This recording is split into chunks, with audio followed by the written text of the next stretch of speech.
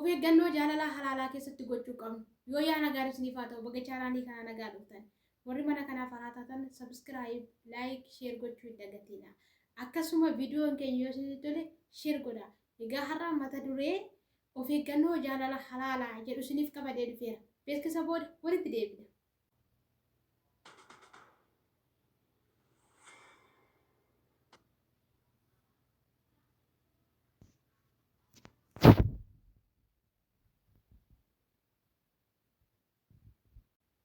Deebinee jirra.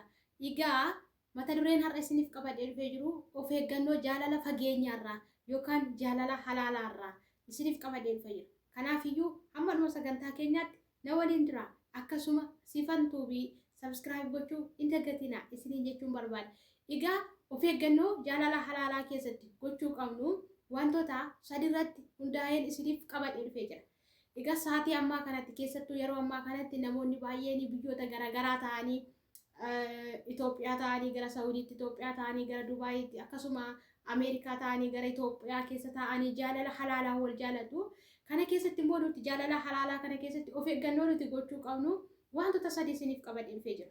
Kanaaf iyyuu maruu sagantii kootti na waliin tura. Egaa tokkoffaarratti wanti ani isiniif qabadee dhufee jiru suura qullaa ofii erguurraa of eeggannoo gochuu.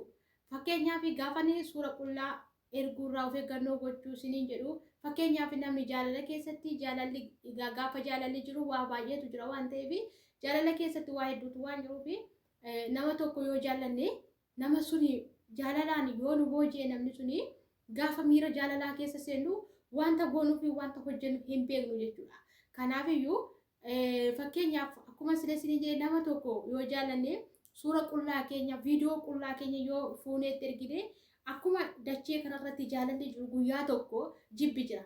Maal jedha seetan Oromoon sussumni walitti buutii jedha. Sussumni walitti buutii jedha. Kanaaf iyyuu akkuma jibbi jiru waan jaalalli jiru jibbi waan jiruuf iyyuu guyyaa tokko tariitii yoo wal dhabanii ati har'a hiriyaa keessanii fi waan jaallattuuf wanta barbaadde gootee yoo ergitee fi qullaa kee suura kaastee yoo ergite viidiyoo qullaa kee waraabdee yoo ergitee fi gaafa carraa ta'ee nama suffaadhaan walitti buutanii namni sun si dhabuu waan hin barbaanneef iyyuu kanaaf iyyuu qullaa kee suniin si as faraarra'uu danda'a.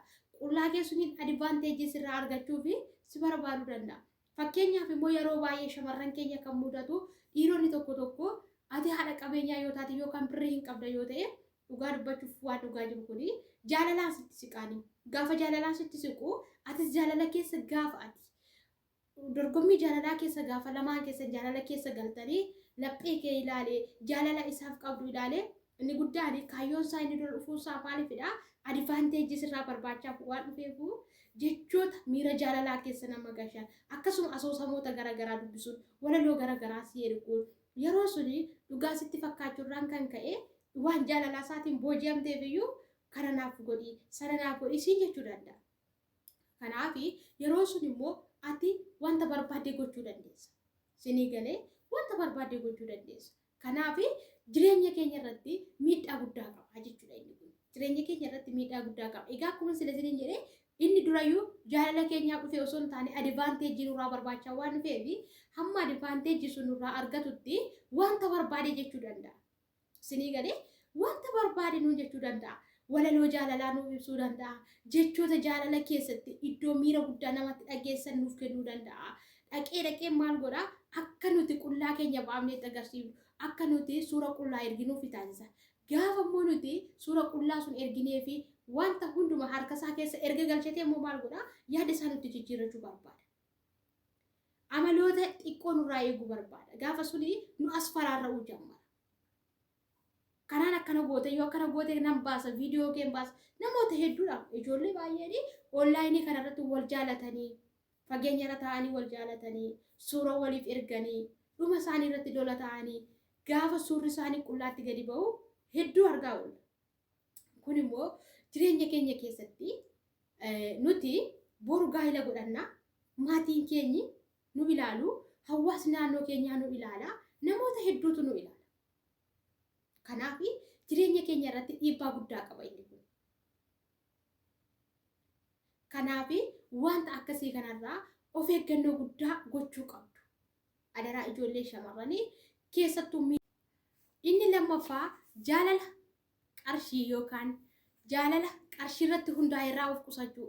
Jaalala halaalaa keessatti yeroo baay'ee namoonni fakkeenya akkuma silesiin jedhee Ameerikaa ta'anii Itoophiyaatti kan jaallatan, Itoophiyaa ta'anii Ameerikaatti kan jaallatan. Inni kun jaalala halaalaa keessatti qarshii wal gaafachuu.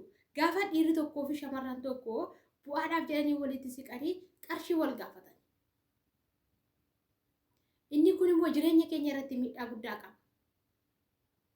Fakkeenyaaf ani Saawudii keessa yoon jiraadhe namni tokko Itoophiyaa taa'ee Saawudiitti yoo na jaallate qarshii na gaafata yoo ta'e inni kun rakkoo guddaa qaba. Maaliif jennaani saatii ammaa kanatti dhugaa dubbachuudhaaf namoota baay'eef iddoo baay'eetti wanti mul'atu fageenya ta'anii namoonni baay'een advaanteejiidhaaf kan wal jaallatan. Sinii galee fakkeenyaaf dhiirri tokko yoo na barbaada ta'e qarshii irratti hundaa'ee na jaallachuu barbaadu hin danda'u. Dhiirri tokko dursumayyuu gaa'ilatti kan galuu danda'u gaafa of danda'e, gaafa jireenya isaa fooyyeffate, gaa'ilaaf qophaa'aa ta'ee kan taa'uu danda'u. Sinii galee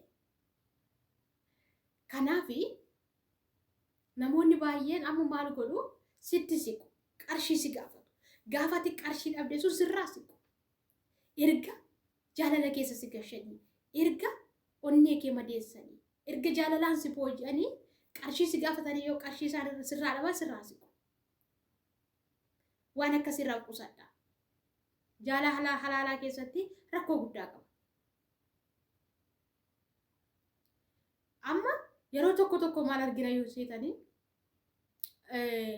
dhugaa dubbachuu fi shamarran yoo dhiira gaafatte homaan fokkisu.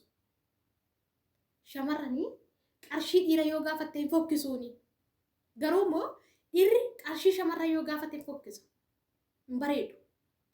Garuu immoo saatii ammaa kanatti qarshii dhiirri yookaan qarshii shamarran gaafatu argaa jirra. Kanaaf kanarratti of eeggannoo guddaa gochuu qabdu. Sinii galee sitti fakkeessee sin jaalladha jedhee qarshii kee sirraa nyaatee sirraa deemuu danda'a boo. Ati dursaa nama kana faana qarshii kee erguun dura yoo xiqqaate maatii isaa beekuu qabda. Of qusachuudha bakka already qarshii irraatti of qusachuu qabna. Maaliif wanta argaa oollu waan ta'eef hin fokkisa. Kanaaf ilmi dhiiraas gaa'ilatti gaafa galtuu wanta si barbaachisu qopheeffadhu gara gaa'ilaatti gali. Akkasuma intalli durbaas reedii ta'ee gaa'ilatti gali malee atis dhiiran gaafatiin inni kun dadhabummaa kee mul'isa. Ofitti amanamummaa dhabuu kee mul'isa. Inni dhiiraas inni sadaffaa sirritti wal beeku yookaan sirritti keessa walii qorachuu dhabu. Suura kana ilaala fakkeenyaaf isinii fudhadha. Mucattiin kun biyya Itoophiyaa keessa teessee namicha kana haasofsiisaa turte. Sooshaal miidiyaan gidduu kanaa kan isaaniiti. Mucattiin kun gaafa isheen Itoophiyaa irraa gara biyya inni jiru kanaatti imaltu airpoortii irraa buutee gaafa inni simannaadhaaf ishee eegu argitaniitu. Hababaa gaafa inni itti kennuuf ka'u diddirraa sitte. Sababni isaayyuu suura inni ittiin kaleessa mucattii kana haasofsiisaa turee fi haala inni har'a ittiin dhaqee garaagarummaa guddaa waan qabuuf. Sababii kanaaf mucattiin kun irraa siquu barbaadde. Erga achi geesse ofitti gaabbite. Kun jaalala halaalaa ibsa. Yoo xiqqaate mucattiin kun dursa otoo maatii isaa beekte ta'ee fira isaa keessaa nama tokko beekte ta'ee eenyummaa isaa beekuu dandeessi. Waan hin beekneef akkana ishii taasise. Fakkeenyaaf isinii fudhadha. Namoonni tokko karaa peejii Feesbuukis, karaa peejii Tiiktookis, karaa gara garaa ta'anii artistii beekamaan tokko yoo jiraate immoo fakkeenyaaf isinii fudhadha. Artistii Ibiroo yookaan Firaa'ol Itichaa gubbaa godhatee suura fakkeenyaaf Firaa'ol Itichaa si fudhadha. Namoonni baay'een amma Firaa'ol Itichaa suura Firaa'ol Itichaa gubbaa keewwatanii sitti dhufu si haasofsiisu. Si gargaara siin jedhu. Hamma kana godhi siin jedhu. Maaliif ati suura sun laalte malee eenyummaa nama suni background nama suni dudduuba maatii nama suni hin laalle hin beektu. Kanaaf yoo qarshii sirraa barbaadate qarshii kee sirraa fudhatee si dhaamsa. Ati eenyu jettee yaadda? Firaa'ol Itichaati jettee yaadda. Yoo jaalala dhugaadha siin jedhes iddoo akka kanaatti kootu yoo siin jedhes namichi suura Firaa'ol Itichaatiin si haasofsiisaa jira malee isa miti. Garuu immoo iddoo akkanaatti kootu yoo siin jedhee ati Firaa'ol Itichaa waan qabeenya qabuuf waan bareeduuf Firaa'ol Itichaati jettee dhaquu dandeessa bakka inni su'aame sunitti. Because namni keenya advantage dhuma barbaada waan ta'eef. Kun maalidha? Wal beekuu dhabuurraa keessattuu dhugaa isiniin jedha. Jaalala halaalaa keessatti kan akka wal beekuu dhabuu nama miidhuu hin jiru. Isinii galee kan akka wal beekuu dhabuu nama miidhuu hin jiru. Kanaafi suuraan nama bareedu tokko keessatti akkanuma shamarran tokko shamarra fokkiftuu tokko fuute suura bareedduu yookiin haadha qabeenyaa tokko gubbaa keessa si haasofsiisuu dandeessi ilma dhiiraa. Si goyyomsuu dandeessi kanaaf. Kanaaf jireenya keenya keessatti wantoota kana sadanii jaalala halaalaa yookaan jaalala fageenyaa teenyee wal jaalannu keessatti isaan kun sadanii jireenya keenya irratti murteessoo.